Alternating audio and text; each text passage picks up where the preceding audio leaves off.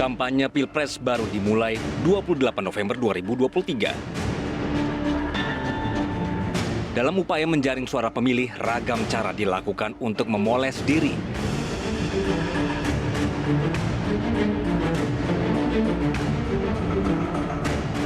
Di platform media sosial, warganet dijejali dengan berbagai gimmick politik dari ketiga paslon.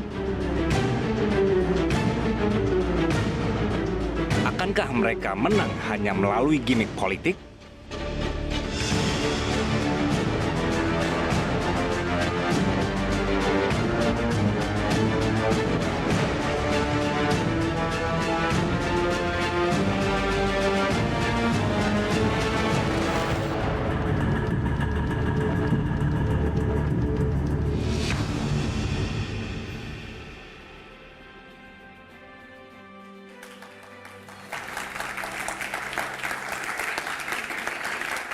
Terima kasih, selamat malam pemirsa. Kontestasi Pilpres 2024 kian panas. Ketiga paslon beradu strategi mengumpulkan sebanyak mungkin pemilih. Pemilih muda yang dinamis namun katanya apolitis menjadi target lumbung suara penentu kemenangan. Karakter kampanye terasa bergeser. Kritis beradu gagasan seakan kalah laris dengan gimmick politik kekinian yang muncul menjadi jurus ampuh meraup suara anak muda. Sejauh mana kampanye gimmick mampu membawa paslon ke tahta tertinggi di negeri ini? Seperti apa dampaknya terhadap kualitas pemimpin ke depan? Inilah panggung demokrasi, gimmick versus gagasan. Pilpres siapa yang menang? Bersama saya Afiani Malik.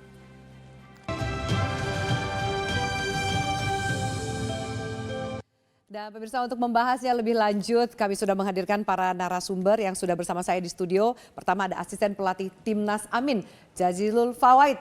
Pak Jazilul, selamat malam. Malam, Assalamualaikum. Kemudian hadir juga jubir TKN Prabowo Gibran, Hasan Nasbi. Mas Hasan Nasbi, selamat malam. Lalu politisi PD Perjuangan, Mas Hinton Pasaribu. Mas Hinton, selamat malam. Selamat malam, Mbak. Hadir juga pakar komunikasi politik Effendi Ghazali. Bang Effendi, selamat malam. Gimiknya. Dan tidak ketinggalan, mewakili suara anak muda, kami hadirkan Ketua BMKM Universitas Gadjah Mada, Gibran Muhammad Nur. Halo Gibran, selamat malam. Halo, malam Mbak. Di sini juga hadir teman-teman mahasiswa Stikom Interstudy. Tepuk tangan buat kalian teman-teman semua. Oke, baik. Bapak Ibu sekalian, sebelum kita berdiskusi, saya akan mengajak Anda untuk melihat sejumlah data mengapa suara pemilih muda signifikan di Pilpres mendatang. Kita lihat slide yang pertama, di mana KPU telah menetapkan daftar pemilih tetap atau DPT untuk pemilu 2024 dengan jumlah total 204.807.000 pemilih. Nah, berdasarkan hasil rekapitulasi di DPT, mayoritas pemilih pemilu 2024 didominasi dari kelompok generasi Z dan juga milenial dengan sebaran sebagai berikut. Kita lihat dari pemilih generasi milenial. Milenial itu sebutan untuk orang yang lahir pada tahun 1980 sampai 1994. Ternyata pemilih milenial berjumlah 66,8 juta atau sekitar 33,6%. Sedangkan pemilih dari generasi Z atau Gen Z merujuk pada orang yang lahir mulai dari tahun 1995 sampai 2000-an. Berjumlah 46,8 juta orang atau 22,85%. Jika diakumulasikan maka total pemilih dari kelompok milenial dan juga generasi Z berjumlah lebih dari 113 juta pemilih atau 56,45% dari total keseluruhan pemilih.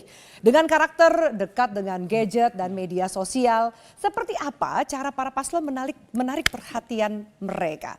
Kita lihat, karena strategi para paslon salah satunya adalah masif di media sosial dan juga mengikuti hal yang sedang tren atau bahkan membuat sesuatu yang baru lalu kemudian viral. Kita lihat slide pertama. Yang ketiga, sarung fungsinya untuk nyelepeti, contohnya nih. Nyelepeti. Nyelepeti, ya.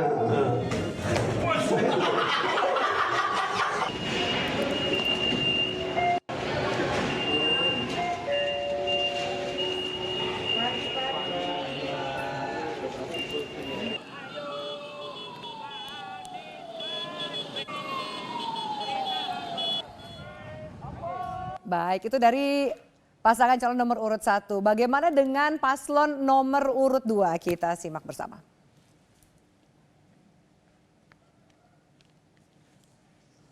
Iya, oke. Ini terkenal ya, ngedance-nya nih Pak Prabowo ya, joget gemoy katanya. Dan ini viral di media sosial.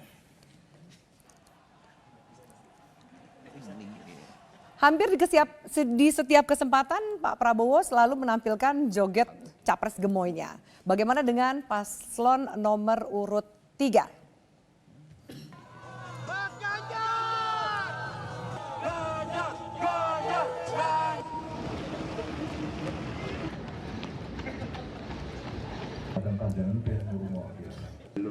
Ya, banyak yang mengatakan apakah ini gimmick atau bukan ketika Ganjar Pranowo menampilkan aktivitas olahraganya atau kemudian itu cara yang ditunjukkan untuk meraih atensi dari suara pemilih muda. Saya akan tampilkan survei dari sejumlah lembaga terkait capres-cawapres pilihan kalangan muda yang minimal yang paling terkenal yang mana sih? Kita lihat yang pertama ada survei dari IPO dalam periode 10 sampai 17 November 2023. Hasilnya Prabowo unggul 31,4%, Ganjar Pranowo 29,7% dan Anies Baswedan 21,7%. Ini masing-masing capres. Bagaimana dengan pasangannya? Ada survei dari Populi Center dalam periode 25 Oktober sampai 5 November. Hasilnya pasangan Prabowo Gibran unggul 45,9%, Ganjar Mahfud 23,3% dan Anies Imin 21,2%. Jadi kalau lihat angka pasangan Anies Imin nggak terlalu jauh beda dengan pasangan Ganjar Mahfud ya. Memang lead nih untuk gimmick-gimmick itu di pasangan Prabowo Gibran. Mas Hasan Nasbi, sejauh ini apa yang mau dikomentari? Karena kita lihat soal gemoy itu kan kayaknya udah lengket banget image-nya ke Pak Prabowo. Ya. Apa itu strategi politik atau memang organik aja muncul? Itu social movement. Itu gerakan sosial baru dari anak-anak muda, karena istilah itu juga muncul dari masyarakat, anak muda ya. Tidak di-create, ya. Kemudian mereka juga menampilkan berbagai macam turunan gimmick itu. Ada yang bikin lagu, ada yang bikin foto, bahkan kaos pun sekarang bukan foto asli tapi sudah pakai AI ya? Generated by AI misalnya kayak gitu. Itu menurut saya sekarang sudah jadi gerakan sosial yang itu dilakukan oleh anak-anak muda dan tim menangkap semangat itu aja. Ya, jadi bukan desain dari tim sesnya Pak Prabowo Gibran? Bukan. Bukan. Menangkap apa yang terjadi selera masyarakat? Kan nggak ada konsultan politiknya Gen Z. Konsultan politiknya kan minimal 40 tahun ke atas. Atau jangan-jangan pakai konsultan politik dari Filipina, benar nggak sih Mas Hasan? Oh enggak ya? Kok mirip gitu sama presiden terpilih yang di tetangga Atau sebelah? mungkin semangat zaman di mana-mana itu sama mungkin. Semangat zamannya mirip, negaranya berdekatan, semangat generasinya juga mirip. Siapa tahu itu memang kemudian menghasilkan sebuah movement yang juga mirip-mirip. Menurut saya ini nggak cuman kayak gini loh. Kalau ada orang nyanyi, ya Sopo Wonge Prabowo Gemoy, semuanya kayak gitu. Kalau orang siapa presidennya, orang sudah begini Ganjar, tapi yang terlihat siapa presidennya Prabowo gitu. Itu menurut saya itu gerakan sosial itu. Jadi kalau sudah menjadi gerakan sosial ini nggak bisa ditahan. Tapi kenapa beda banget dengan dua pilpres sebelumnya? Pak Prabowo ditampilkan sosok yang tegas gitu kan. Nah sekarang ini jauh banget loh. Pak Prabowo-nya sendiri tegas dan gemoy. Menurut saya apa yang dilakukan Pak Prabowo, tampilan publik, pidatonya tetap seperti itu. Tetap tegas, tetap berapi-api, tetap bersemangat, tetap patriotik. Ya, Pak Prabowo joget-joget ini juga dulu di panggung joget-joget loh. Cuman dulu di panggung joget-joget image publiknya beda dengan hari ini. Kenapa berbeda dengan hari ini? Mungkin karena beda generasi yang melihatnya. Ketika tahun 2019, 2014 generasinya generasi saya, generasi Bang Masinton, generasi Pak Jazilul ngelihat apa sih ini gitu. Kita nggak bisa nangkap, tapi generasi muda menangkap, loh gemoy katanya. Kan istilah itu bukan istilah kita. Istilah itu muncul dari anak-anak muda kan gitu. Yang kita pun perlu bertanya dulu gemoy itu artinya apa. Gitu. Jadi menurut saya, tapi yang perlu jadi catatan adalah gimmick dan gagasan bukan dua hal yang harus dipertentangkan. Ini dua hal yang berjalan seiring sejalan dan bisa saling menopang. Jadi bukan dua hal yang saling menafikan. Kalau ada gimmick, nggak apa-apa gimmick. Menurut saya gimmicknya Pak Prabowo cuma satu aja, cuma memorable. Orang lain mungkin gimmicknya banyak, cuman nggak nempel di kepala orang. Pak Prabowo cuman ini aja gimmicknya. Dan nempel di kepala orang kan gitu. Bedanya di situ aja. Bedanya di situ. Nah, Mas Masinton, Mas Ganjar itu kan awal-awal, bisa dikatakan bahkan tahun lalu surveinya Mas Ganjar leading, tapi kemudian sekarang sudah tersalip oleh Pak Prabowo. Ada evaluasi nggak dari tim suksesnya pemenangannya Mas Ganjar Pak Mahfud? Ada yang kurang atau apa yang akan dipoles? Besok kan di kampanye nih. Survei itu tergantung dari siapa yang mensurvei. Fluktuatif tuh angkanya. Survei juga gimmick ya? Ya, Bagian dari gimmick bisa politik. jadi juga itu bagian dari gimmick-gimmick politik untuk Iya. menaikkan seseorang apa segala macam. Karena ya itu yang selalu saya katakan, kita beruntung di masa kolonial nggak ada lembaga survei. Kalau ada lembaga survei Pak, belum merdeka kita nih, masih memilih lembaga kolonial, ikut kolonial. Karena apa? Surveinya pasti diorder oleh kolonial. Coba kau survei dulu itu. Gitu. Survei sekarang di order? Zaman Orde Baru, untung zaman Orde Baru Soeharto, ya, tidak ada lembaga survei. Kalau ada lembaga survei, kita belum reformasi dan demokrasi hari ini. Kita masih ikut Orde Baru. Karena apa? Kalau ditanya orang, pasti itu masih pengen Orde Baru. Pasti bilangnya masih, karena intelnya di mana-mana. Begitu Pak. Nah jadi yang saya mau katakan adalah, kalau kita lihat gimmick itu kan di dunia hiburan tuh. Dia tipu daya, ya, ada ya membuat orang terhibur, ya, bukan sesuatu yang nyata sebenarnya. Gimmick itu kan gitu. Kalau di dunia hiburan oke, film, kita datang menonton film tuh. Oh ini ada rumahnya terbakar, ada tabrakan apa. Sesungguhnya kan nggak nyata. Ya. Gimmick-gimmicknya kan di situ. Pencitraan lah gitu ya? Iya gimmicknya lah di situ, membuat supaya dramanya bagus. Gitu. Nah hari ini kalau politik itu melahirkan adalah gagasan, Mbak. Yang diadu itu gagasan, apalagi kita mau memilih pemimpin. Yang diadu itu gagasan. Gagasan itu lahir dari buah pikiran. Buah pikiran itu lahir dari hati dan nurani yang jernih, Pak. Maka dia lahir sebagai sebuah gagasan. Gagasan bisa aja dianggap salah. Oke. Tetapi dia adalah lahir dari buah pikiran. Kalau Gimmick, dia tipu daya. Tapi gimmick Kepalsuan. sukses untuk meningkatkan suara Pak Prabowo loh, Mas Masinton. Lah iya. Menyalip Mas Ganjar loh. Lah iya. Atau jangan-jangan Mas Ganjar Ya, Pak Mahfud kurang gimmick. Artinya begini, gimmick yang dimuncul, kan baca aja tuh KBBI. Gimmick itu tipu daya. Iya kan? Nah, bukan sesuatu yang asli. Nah, artinya apa? Publik kita, apalagi tadi kalau kita lihat survei, anak-anak muda itu senangnya gimmick. Enggak, belum tentu juga, Pak. Karena apa? Ya, jangan dianggap anak-anak teman-teman ini, teman-teman generasi Gen Z, milenial ini, dianggap nggak butuh gagasan. Sehingga yang ditampilkan adalah gimmick-gimmick kepalsuan. Benar nggak kalian nggak butuh gagasan? Kan Jadi gitu, Pak kan? Ganjar itu Teman-teman ini ya, jangan dicekoki hanya sekedar gimmick-gimmick. Teman-teman ini, generasi baru hari ini, mereka juga butuh gagasan dari calon pemimpinnya. Anda nggak melihat bahwa Butuh gimmick ide. yang dilakukan oleh lawan Mas Ganjar Pak Prabowo ini ternyata berhasil? Ya, untuk saat ini mungkin iya. Oke. Ya, tetapi seiring waktu anak-anak muda, anak-anak gen Akan milenial menagih ini, gagasan itu gitu ya? mereka sesungguhnya, Oke. kok generasi kami dicekokin gimmick-gimmick palsu gini ya? Emang kita generasi yang nggak butuh gagasan? Oke, yang itu Mereka nanti kita butuh tanya ya. gagasan dari Oke. calon-calon pemimpin yang akan mereka pilih Ya. untuk memimpin Indonesia ke depan.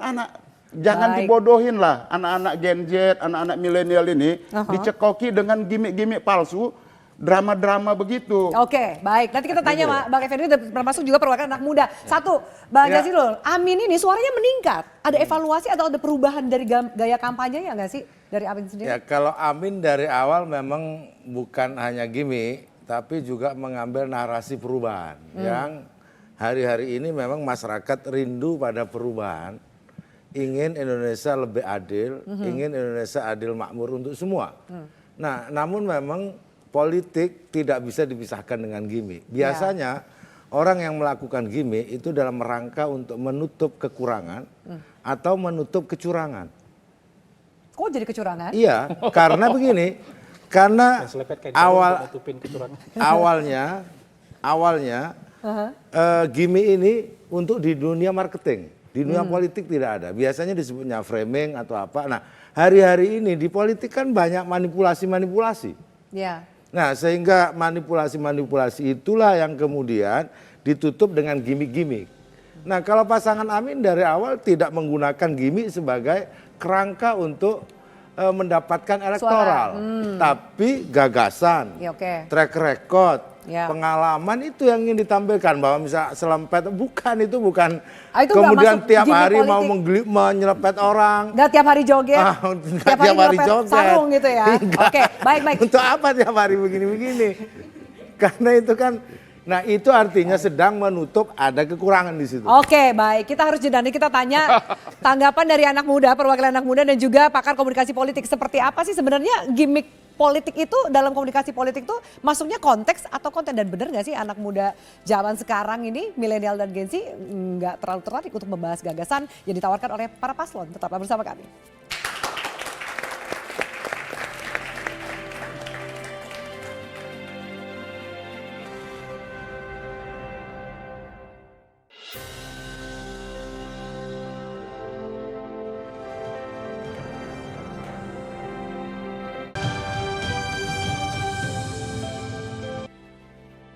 Ya baik, terima kasih Anda masih bersama kami pemirsa. Bang Effendi, dari tanggapan ketiga narsum kita tadi mewakili suara masing-masing paslon ya. Sebenarnya penting nggak sih gimmick dan peran media sosial di kampanye tahun ini, tahun depan itu seperti apa? Ya gimmick nggak bisa dipisahkan dari gagasan sebetulnya. Di dalam gimmick ada gagasan. Karena itu lahirlah gimmick. Dan gimmick nggak mesti langsung harus tipu daya. Alat atau trik untuk Menarik menarik perhatian, perhatian. Misalnya bisa juga dalam marketing yang paling kuat. Dan ini kan political marketing gitu. Ya. Tapi baik teman-teman mahasiswa dulu lah sebelum ini ya. Ini duduk di sebelah dia, saya merasa duduk di sebelah cawapres. Itu gimmick. Karena Karena usianya, namanya kenapa? bukan. Karena namanya Gilbran. Itu gimmick juga tuh ya. Kita main gimmick semua lah. Anda tuh kalau lihat gemoy, istilah gemoy nih, itu langsung ingat Pak Prabowo. Enggak juga. Oke. Enggak, saya ini nanyakan yang jujur loh. Bukan sulap, bukan sihir ya. Kita sebelumnya nggak saling kenal kan. Itu gimmick juga tuh. Oke, anggaplah kemudian mereka nggak jawab, nggak juga. Lalu berarti setelah itu apakah gemoy sama dengan memilih? enggak. Oke. Nah, dia mungkin kampusnya beda kali ya. Tapi intinya adalah Jangan dipaksain dong. pelan-pelan. Enggak, bukan. Enggak, jadi Saya sebenarnya justru ingin menunjukkan kepada Anda bahwa nggak mesti juga pada hari-hari ini. Biasanya gini dalam komunikasi politik nih, orang lagi leading ditambah dengan gimmick, terasa Makin enak. kuat, ya. Terasa enak dulu, belum tentu kuat, terasa enak. Karena kan lagi leading di survei, terus jadinya tugas lebih gampang. Sepertiga itu cerita tentang makan siang, susu, dan lain-lain. Lalu joget dikit. Ini bisa jatuh, loh. Bang Effendi. Tenang aja, saya lagi belajar semua ini nggak bisa jatuh. Nah nanti selebihnya foto-foto. Jadi dia agak lebih tenang. Pertanyaannya kan terbuka untuk dua wilayah. Apakah, kami sedang melakukan penelitian nih, Komunikolog Oke. Indonesia sedang melakukan penelitian. Katanya mau habis sekarang, saya bilang jangan. Kasih waktu seminggu lah masa kampanye kan supaya nanti dapat. Apakah betul ada hubungan antara gemoy Gimmick tadi yang memperkuat orang kalau lagi leading, pokoknya terasa enak saja gitu Oke. dengan memilih atau tidak. Nah, Ya. yang kedua yang agak lebih penting, yang ingin ditampilkan tuh tegas. Tapi gemoy. Gimana Nah tegas ini apakah dan gemoy? bertentangan ataukah bisa melengkapi?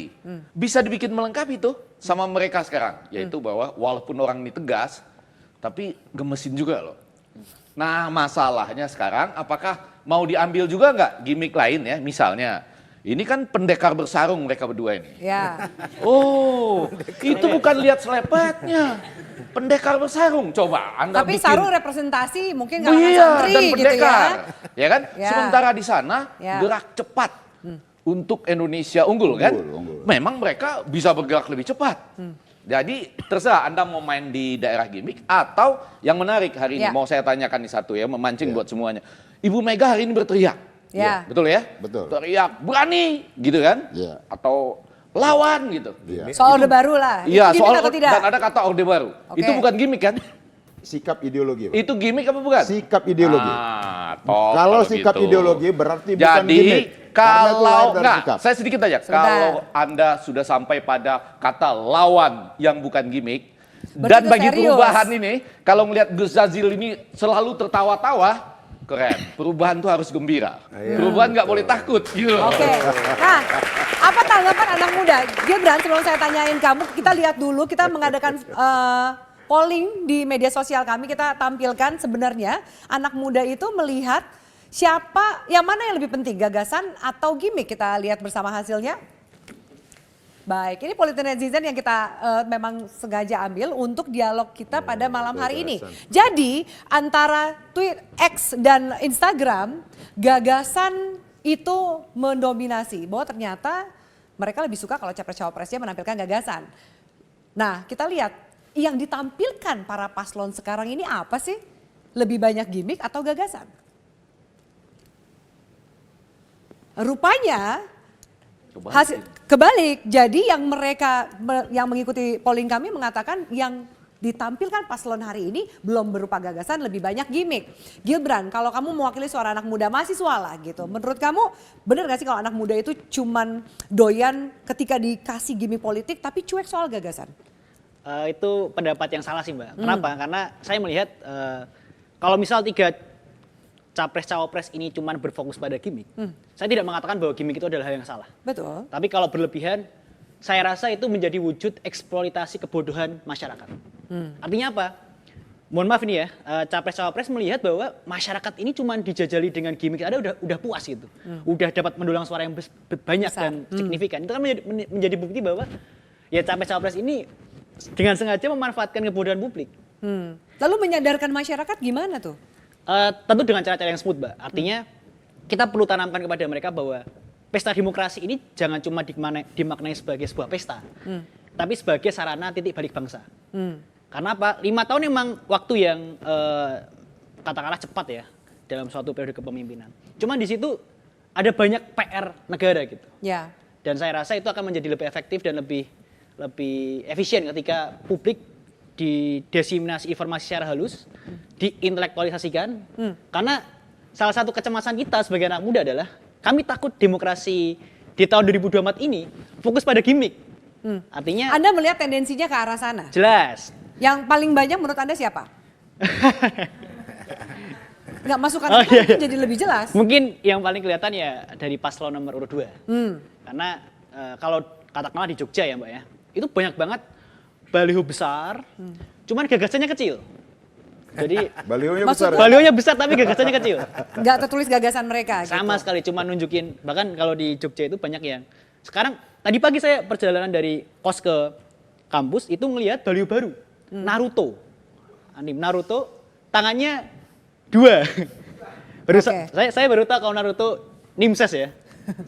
Tapi secara overall seperti itulah yang jadi permasalahan. Dan Naruto udah warga Itu ngaruh nggak menurut Anda untuk anak muda untuk memilih capres yang mereka mau coblos nanti? kalau perspektif saya ya Mbak ya lebih ke apa sih gitu. Kenapa dengan menggunakan cara-cara yang seperti itu? Kenapa tidak? Saya sama sekali nggak melihat di Jogja ya konteksnya baliho yang dia menjelaskan soal kelak saya akan menuntaskan masalah sampah di Jogja dan sebagainya. Tidak ada, semuanya full. Atau belum, karena belum masuk masa kampanye. Mungkin ya, kita husnudon saja ya teman-teman ya. Ya. Tapi Mulai saya besok, melihat Mulai saya besok. melihat para caleg, para kontestan politik ini hanya fokus pada pose dan gaya, mulai dari kepalan tangan nasionalis hingga ragam busana Islamis. Semuanya dipakai buat mencari suara. Oke. Nah, itu yang jadi keresahan sih Mbak. Saya Oke. melihat itu menjadi suatu hal Baik, yang saya minta tanggapan dari perwakilan masing-masing paslon. Kalau ternyata Pak Prabowo tadi surveinya tinggi, berarti nggak cuma gimmick, ada faktor lain yang mungkin kita akan bahas lebih lanjut usai jeda. Tetaplah bersama kami. Ini demokrasi mati bukan karena kudeta militer. Itu sangat sedikit terjadi sekarang. Tapi justru demokrasi mati disebabkan karena adanya pemimpin-pemimpin yang sebelum memimpin tidak diketahui apa gagasan-gagasannya tentang demokrasi.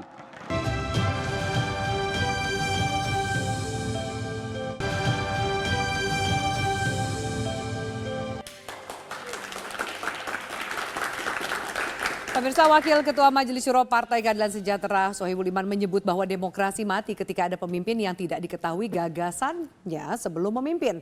Wakil Ketua Majelis Syuro Partai Keadilan Sejahtera ini menyindir soal cap gemas asoy atau gemoy dan santuy yang dinilai justru tidak sehat. Sekarang ini demokrasi mati bukan karena kudeta militer. Itu sangat sedikit terjadi sekarang. Tapi justru demokrasi mati disebabkan karena adanya pemimpin-pemimpin yang sebelum memimpin tidak diketahui apa gagasan-gagasannya tentang demokrasi. Untuk memenangkan demokrasi, persaingan demokrasi ini, sekarang lebih banyak gimmicknya. Sekarang ada istilah gemoy, santuy. Seakan-akan yang bisa memimpin negeri ini adalah mereka yang gemoy. Gemoy apa gemoy? Saya nggak tahu juga tuh. Ya, Bib apa Bib? Gemoy apa gemoy? Gemoy atau santuy. Mas Hasan Asfi, kayaknya kritik itu disampaikan untuk paslon Prabowo Gibran. Iya. Lekat dengan istilah gemoy dan santuinya itu. Benarkah Jadi, itu menyebabkan demokrasi akan mati? teman-teman ini menciptakan ketakutan sendiri terhadap sesuatu yang sifatnya abstrak. Gemoy ini kan konsep. Jadi menciptakan takut sama gemoy, takut sama santuy. Ini kan konsep abstrak yang menjadi pengikat chemistry antar pendukung, calon dengan pendukung biasa aja. Bukan cara untuk menghilangkan Apa? gagasan atau menutup Dari kekurangan mana? dan Menurut lain-lain. saya ini hantu yang diciptakan oleh orang-orang yang takut dengan gemoy. Menurut saya nggak layak untuk takut dengan menciptakan hantu sendiri. Itu kan udah perasaan kalah namanya. Iya, kalau udah gitu sama kayak dulu menciptakan hantu PKI. PKI ini udah nggak ada, diciptakan hantu PKI. Sama kayak sekarang ciptakan hantu Orde Baru. Orde Barunya udah nggak ada, diciptakan hantu lagi. Jadi menciptakan ketakutan ini sebenarnya itu secara psikologis wujud dari manifestasi dari inferiority. Kalau sudah inferior tuh ciptakan hantu-hantu tuh. Hantu kezoliman, hantu kecurangan, hantu Orde Baru, termasuk hantu gemoy. Oke. Ya, jadi menurut saya gini, jadi kalau gagasan tuh menurut saya coba kita fair ya. Gagasan seluruh capres-cawapres tuh ada di YouTube ada, di TV ada. Ya, dalam dialog-dialog mereka tuh kan ada siaran live streaming semua. Cuman pertanyaannya sekarang ditonton nggak? Kalau gagasannya ada, tersedia, bisa diakses oleh siapapun, tapi nggak ditonton, itu yang salah siapa? Yang nyampaikan. Bukan menurut Nggak saya. menarik, tadi Anda Karena bilang nggak kan? menarik. Nah, ntar ini Oke. Tapi enggak, gini loh. kalau Sebentar, itu tersedia, Bang Effendi. orang nggak mencari tahu berarti. Kalau Anda butuh gagasan kan tinggal dicari. Oke. Butuh gagasan Anies Baswedan, cari. Berkata pasti ketemu. Berarti yang sekarang banyak dicari justru gemoy dan gimmick-gimmick itu. Kalau Anda itu melihat kan gitu. kita nggak bisa salahkan. Kita nggak nyuruh mereka begitu. Itu bagian dari social movement menurut saya sekarang. Ya. Yang membuat ada keterikatan antara pemilih dengan calon pemimpin mereka. Baik. Anda mau menyalahkan apa soal ikatannya? Tak? Misalnya gini, Baik. ketika Pak Jokowi dulu dipersatukan seluruh pendukung dia 2012 dengan baju kotak-kotak. Baju kotak-kotak itu mungkin apa sih gagasan baju kotak-kotak? Ya kan nggak apa-apa, orang merasa diikat dulu, baru gagasan itu bisa masuk. Dikeluarkan. Kalau Oke. kita nggak nyambung chemistry-nya, mau nyambung gagasan dengan apa? Oke, Termasuk, sedikit lagi, di baliho nggak mungkin kita bikin makalah di baliho. Ya. Nggak bikin di billboard itu kita bikin narasi panjang-panjang. Ya pasti penampilan aja yang mengingatkan orang terhadap seorang Paslon kandidat. itu. Kalau Anda ingin tahu, cari dong, kan sekarang semua punya HP. Oke, Cari baik. dong pikiran dan gagasan masing-masing itu. Jadi Saya jangan minta- melulu ya, jangan melulu kalau misalnya Anda tertariknya scrolling TikTok yang lucu-lucu, lebih suka mandi lumpur dibandingkan dengar orang ceramah atau pidato, jangan salahkan calonnya karena ide dan gagasan calon itu menurut saya tersedia di berbagai Platform. platform. Oke. Bang Jazilul, Anda setuju bahwa akhirnya ini hantu yang diciptakan seperti Bang Hasan Asfi Soal katakan? sakitnya demokrasi hari ini, soal adanya pembusukan demokrasi, saya pikir itu bukan gimmick. Itu Itu realitas? sesuatu yang serius yang dirasakan oleh Gibran yang disampaikan tadi. Gilbran. Pakai L, Bang. Nah, Anak sehingga mahasiswa, bukan anak presiden. harus memunculkan gagasan. Kenapa demokrasi hari ini sakit? Nah, sebenarnya apa yang disampaikan oleh Pak Soebul Iman tadi itu ingin mengingatkan terlalu banyak gimmick. Bahkan Cuman satu gimmicknya Bang. terlalu Cuman dibikin jadi yang hantu. sehingga ini kemudian memunculkan dan menutup berbagai hal yang substansi. Banyak hal di Indonesia memang yang beliau katakan soal hantu ketakutan, orang dulu belum lupa zamannya Gibran itu. Seakan-akan ada bentrok polarisasi antara cebong dan kampret. Ternyata cebong sama kampret menikah, lahirnya cepret. Siapa itu apa? Ya, cebong kampret. Yang kemudian ini dianggap sebuah gimmick, bukan sesungguhnya ini sesuatu yang hari ini perlu dikoreksi oleh termasuk juga anak-anak muda dikritisi oleh anak-anak muda yang dulu di zaman Pak Masinton, teman-teman Gen Z, milenial, nggak ngerti apa itu reformasi kan. Ya. Dan belum secanggih ini alat Media sosial. media sosial, mereka kan belum lahir. Oke. Padahal ide utama dari demokrasi, ide utama dari reformasi adalah anti KKN. Dan itu masih relevan hari ini. Baik. Pasangan Amin ingin menolak itu. Tapi, Jangan terjadi Oke. korupsi, saya jelaskan deh ya. KKN itu korupsi, kolusi, nepotisme. Itu satu bendel. Yang hari ini kemudian dikemas barang ini seakan-akan ini bukan barang haram di dalam era demokrasi. Itu yang saya sebut gimmick yang oleh Pak Sohibul Iman diingatkan kepada jamaahnya itu. Jadi ini bahwa- bukan hantu-hantu atau bahkan ketakutan untuk kalah. Oh, kalau ini Amin enggak. menyadarkan Kalau Amin situasi dari hari ini. awal mengetahui betul kita mengusung narasi perubahan dan kita akan menghadapi yang juga hantu-hantu yang disebut-sebut itu.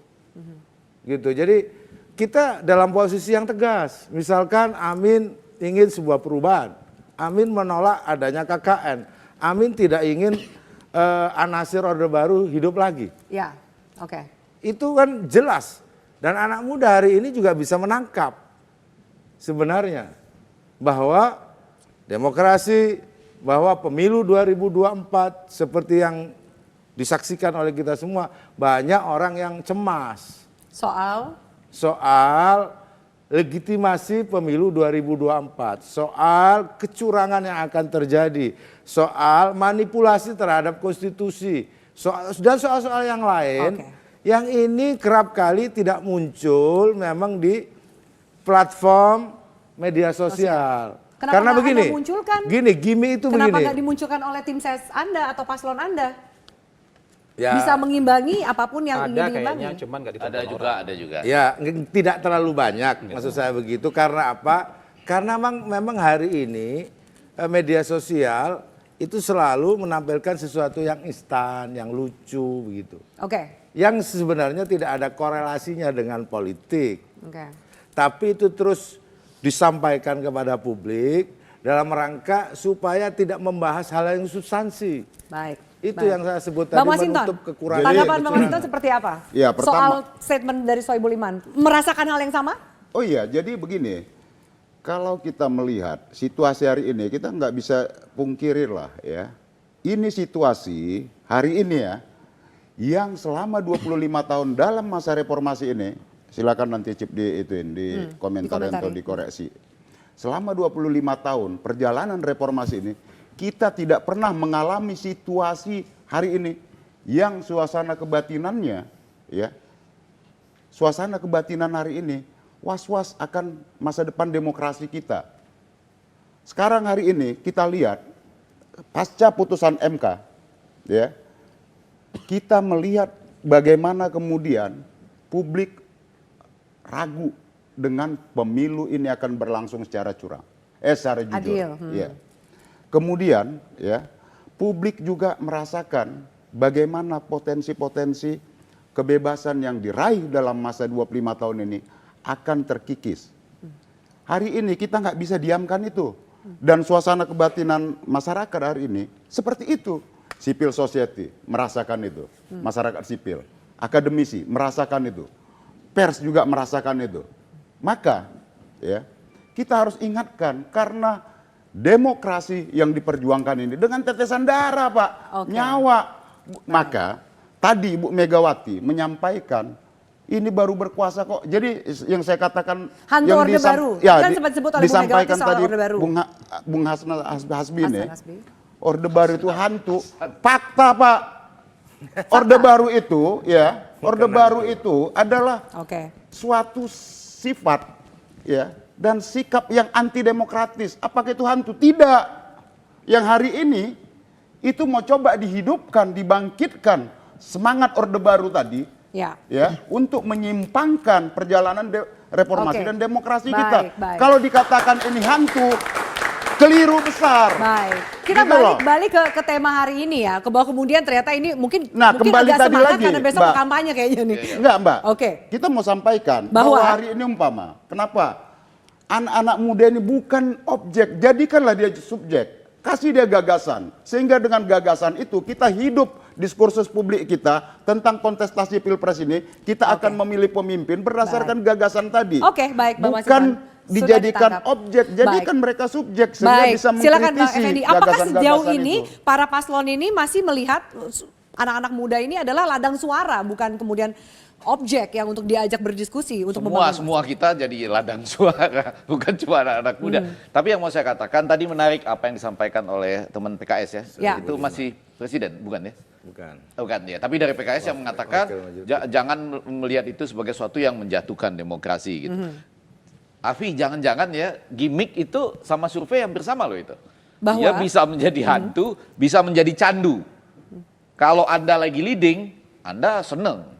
Tapi kalau Anda lagi di bawah, Tertinggal, Anda bilang ini hantu yang mengganggu kita. Coba kalau Anda lagi leading. Nah, Oke. yang mau saya katakan pada hari ini mestinya dua-duanya itu jalan lah. Karena dia kan alat untuk menarik perhatian. Apakah di satu baliho kita tidak bisa memuat gagasan? Bisa juga dong. Mungkin pendek. Ada wajah pasangan, Paslon. terus bilang, kalau dia terpilih semua mahasiswa bebas SPP-nya misalnya. Hah? Kan Anda jangan alhamdulillah dulu, belum ada yang nulis. Belum ada yang nulis gitu, belum ada. Tapi bisa loh, bisa tampil di sana. Nah, saya gembira pada hari ini ada dua gagasan menurut saya yang kuat. Yang satu tuh sudah muncul dengan gagasan lawan Orde Baru. Terserah mereka bagaimana Mengemasnya dan menyampaikannya. lawan Orde Baru, itu Oke. penting. Satu Sementara gagasan teman-teman perubahan. yang ini di samping saya bilang tadi, kalau mau membuat gimmick, ini pendekar bersarung tepat banget sudah. Kedua orang ini asalnya dari pesantren, kemudian ilmu agamanya kuat, ya kan? Pendekar bersarung yang melawan ini dan itu. Tapi ada juga gagasan nih, lawan IKN. Ini menarik juga loh. Bukan ini. lawan KKN aja, lawan Iya, IKN ada juga. lawan IKN, ada lawan KKN. Kan jadi Oke. menarik. Bang Effendi, apakah kemudian ternyata menggunakan baliho dan lain-lain itu masih efektif untuk mendapatkan atensi dan dipilih? Nah, paling enggak Cara konvensional itu. Paling enggak diingat lah ya kan? Sambil lewat ada balihonya, Oke. kemudian ditempelkan ada nomor, ada kemudian ditambah lagi sedikit dengan gimmick ya, misalnya kalau gemoy itu ditempel juga ya di Ada AI-nya itu. Ada. Ada posternya. Enggak, bukan kan kita bicara yang di Ada jalan. posternya, ada Enggak, yang posternya. di jalan enggak kayaknya. Ada posternya. Mungkin Ada juga? belum lewat aja, Bang Effendi. Di Jogja ada tulisan gemoy-gemoy. Enggak, lebih ke wujudnya aja. Oh, wujudnya Entitasnya tuh. AI-nya, bonekanya itu. tampilan Mungkin AI-nya. untuk mengingat oke, tapi semuanya itu saya setuju dengan Hasan Nasbi tadi bahwa itu jadi satu kesatuan. Ketika ada survei yang lagi leading, ditambah dengan janji-janji politik yang disampaikan mungkin lebih gampang diingat, Ya. ditambah dengan bagaimana membuat ini kombinasi. Kalau orang mengatakan buat menutupi, ya menutupi juga. Bunyi lagunya aja begitu, walau kau gendut gitu kan. Kan lagunya begitu. Oke. Ya, enggak, saya bukan anu loh ya. Bukan dalam posisi ini, saya menyampaikan fakta. Bukan body shaming ya, Bukan. oke, Tapi baik. lagunya memang begitu, ku tetap cinta gitu kan. Nah, Oke, jadi baik. dua-duanya sejalan Yes. masuk di kepala kita. Tapi saya mau mengatakan hasil riset kami juga demikian dan anak ada di sini tadi sudah mengatakan nggak langsung ada kaitannya dengan membuat keputusan, betul Oke, kan? baik. Malah hati-hati. tuh. Termasuk yang ditunggu masa kampanye adalah debat. Sejauh mana debat yang diselenggarakan Nah. bahkan di luar KPU, di kampus-kampus. Debat bisa oleh ormas membubarkan itu gimmick. Bisakah kemudian menjadi penentu siapa yang akan dipilih pada Pilpres mendatang? Tetaplah bersama kami.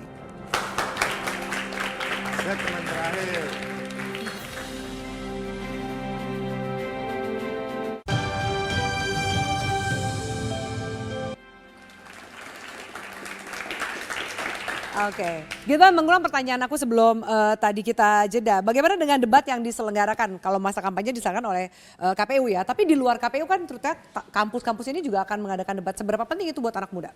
Penting sih Mbak, karena kita melihat itu sebagai wujud bahwa kampus itu tidak cuma mendekam dan diam, tapi menjadi sarana screening calon pemimpin. Karena isinya kampus kan adalah intelektual, kemudian akademisi, yaitu harapannya mampu untuk screening pendekar sarung lah, kemudian si gemoy dan sebagainya itu. Ya. Kita screening, kita pastikan bahwa demokrasi itu penuh dengan intelektualitas. Ya.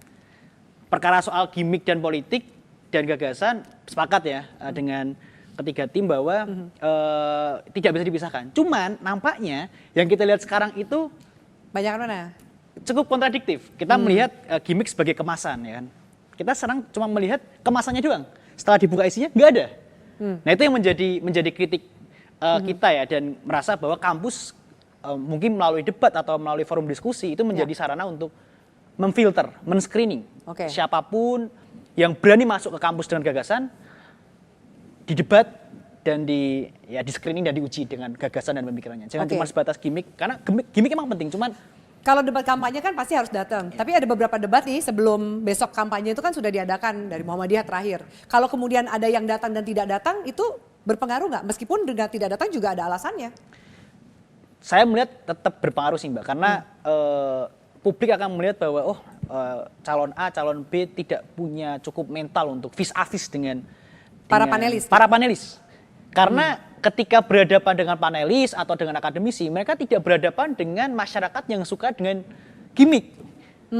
Tapi berhadapan dengan entitas masyarakat yang, wah mereka udah kuliah S3 di luar negeri, profesor dan sebagainya. Jadi menjadi catatan juga buat anak muda kalau ternyata mereka nggak datang jelas ke menjadi acara wujud debat di luar bahwa kampanye, saya di melihat luar KPU ya. kepengecutan intelektual. Oke. Ada yang mau ditanggapi, Mas Ansarasbi? Kalau lihat dari daftar hadirnya, pasangan Prabowo Gibran, terutama mungkin Gibran yang paling banyak tidak hadir gitu. Itu karena alasan ketidaksiapan atau ternyata memang agenda saja yang bentrok? Gini, kita tuh harus memperlakukan seluruh rakyat Indonesia tuh dengan adil. Kan bukan tidak hadir di acara-acara yang sifatnya akademik. Pak Prabowo hadir di acara CSIS berhadapan dengan 80-an duta besar. Hadir di acara Indef yang isinya ekonom-ekonom bicara. Hadir di Universitas Muhammadiyah Malang misalnya. Itu kan juga kampus. Kan maksudnya begini, nggak hadir di satu kampus, kan bisa hadir di kampus lain. Kan nggak bisa satu kampus bilang, wah nggak berani datang ke kampus kita. Loh, datang kampus lain kok. Kan nggak bisa egois begitu. Sementara di luar kampus, ya itu juga banyak sekali masyarakat dan sebagian besar masyarakat yang mungkin ingin sekedar bertatap muka, ingin sekedar bersalaman, ya, ingin bicara ramah tamah, ya, ingin jalan bareng. Buat kita semua itu kan harus dipenuhi. Jadi sesuai dengan proporsinya. Ya. Kalau ada kemudian yang misalnya ahli strategi kandidat tertentu yang bilang, oh enggak kita di kampus saja, kita menyampaikan gagasan, monggo silakan. Tapi kan kita ini mau pemilu, seluruh masyarakat harus bisa kita sentuh. Nah kalau bicara soal gimmick-gimmick itu menurut saya dan gagasan itu begini, kita juga harus fair. Gagasan itu tersedia loh. Mau nontonnya apa enggak, mau nyarinya apa enggak. Kalau misalnya sekarang teman-teman ini mahasiswa bilang, kami butuh gagasan. Sekarang challenge diri Anda sendiri masing-masing. Bisa nggak ada ingat satu gagasannya Ganjar, satu gagasannya Prabowo, satu gagasannya Anies. Kalau Anda nggak bisa mengingat satu aja, mungkin Anda belum cari. Jadi ya pemilih juga harus kritis gitu? Ya harus begitu dong. Kalau kita mengaku kita butuh gagasan, bukan nggak ada gagasan. Sudah banyak pidato, sudah banyak dialog, sudah banyak speech, ya sudah banyak sekali. Tapi mungkin kurang viral. Ya itu kan soal pilihan tuh kalau soal kurang viral. Nah menurut kita teman-teman yang lain itu kandidat yang lain itu juga banyak gimmicknya kok. Ini pakai istilah timnas. Ini kan pelatih ini. Asisten coach pelatih ya. Ini kan ngeri juga kita berhadapan dengan asisten coach pelatih. Itu kan gimmick menurut saya. Tapi kita nggak menganggap itu hantu kok. Biasa-biasa aja, itu bagian dari kreativitas. Ya ada teman-teman yang kemudian pakai salam Hunger Games kayak gini, itu juga buat kita itu gimmick buat mempersatukan mereka sesama mereka. Nah ini kan persoalannya mana yang kemudian ini mungkin top down, timnas mungkin top down, tapi gemoy itu bukan top down, itu bottom up, muncul dari bawah masyarakat. Itu yang membedakan. Kenapa saya bilang itu gerakan sosial. Adakah yang akan berbeda ditampilkan dari masing-masing paslon? Besok udah masa kampanye, mungkin juga udah cukup gimmicknya, masyarakat akan lebih menagih gagasan ditampilkan. Dari pasangan Amin? Saya senang dengan istilah Gibran tadi bahwa calon pemimpin itu jangan punya kepengecutan intelektual. Tapi saya juga kritik juga Gibran karena di kampus-kampus hari ini Gilbran ya. Karena di kampus-kampus hari ini kurang kalau Gilbran. Silakan dilanjutkan. Karena di kampus-kampus hari ini memang seakan-akan sepi dari gagasan juga. Oke. Utamanya yang kaitannya dengan politik. Dan mohon maaf Mbak Afi, kita ini pasangan Amin memang seringkali kalau datang ke kampus, itu kadang kita nggak dapatkan izin. Oke. Nah, padahal kita mau diuji gagasannya. Masa kita mau uji gagasan di bengkel Vespa kan nggak mungkin, itu gimmick gitu. Nah oleh sebab itu pasangan Amin selalu mengajak semuanya, termasuk masyarakat kampus, anak muda, Ya. untuk menguji gagasan masing-masing capres. Oke. Diuji di mana tempat ujiannya, pasangan Amin akan datang. Oke. Komitmen yang sama dengan pasangan Ganjar Mahfud, Bang Masinton? Oh iya, pasangan capres cawapres ini kan satu kesatuan ya. Dia harus menghadirkan satu gagasan yang bisa ditimbang oleh masyarakat umum, gitu loh. Oke, kalau saya milih ini nanti, oh begini nih arah pembangunan Indonesia, Ya. gitu loh. Jadi jelas karena pemimpin itu dia menghadirkan satu gagasan. Gagasan itu lahir dari pikiran. Dan bisa diperdebatkan. Kalau ada kandidat nanti, ya teman-teman catatnya, Ya. kalau ada kandidat dalam forum resmi KPU tidak menghadiri debat kandidat, berarti dia nggak punya pikiran. Apakah layak seperti itu kita pilih pimpinan? Oke. Gitu loh. Ya. Nah maka karena gagasan itu penting, karena dia lahir dari buah pikiran, pemimpin Baik. ya yang bisa dilihat oleh publik adalah ketika dia menyampaikan pokok-pokok pikirannya, realistis Oke. tidak, masuk akal tidak, Baik. bisa membumi tidak, bisa dilaksanakan tidak, begitu. baik. Sehingga disitulah Sudah satu ditangkap. pemimpin Baik, ya baik. Sudah ditangkap menyajikan maksudnya, Bang satu Masinton. pokok pikiran gagasannya yang ditawarkan Ya. untuk rakyat. Kita lihat nanti seperti apa gagasan yang ditampilkan oleh masing-masing paslon. Catatan terakhir dari Bang Effendi Ghazali soal ini masuk kampanye gimana kemudian membuat pemilih jadi kritis. Nah, temuan malam ini Singkat memperkuat ya. riset kami yang tadi sudah dilakukan ada Hasrullah PSD, Suko Widodo PSD bahwa teman-teman pemilih muda yang 53% itu seakan-akan sudah menentukan pilihan. Ya. Kalau berbasisnya apa gagasan begitu ditanya enggak tahu gagasan yang mana. Tapi sudah memilih loh. Ya sudah memutuskan. Oke. Jadi artinya sebetulnya mereka dalam kondisi swing. Nah, Oke. yang mau saya katakan, Baik. memang kami menemukan bahwa gimmick ini nanti bisa lebih kuat atau hancur ketika debat. Oke. Karena tapi mungkin sekali ini debatnya akan Ya. tajam.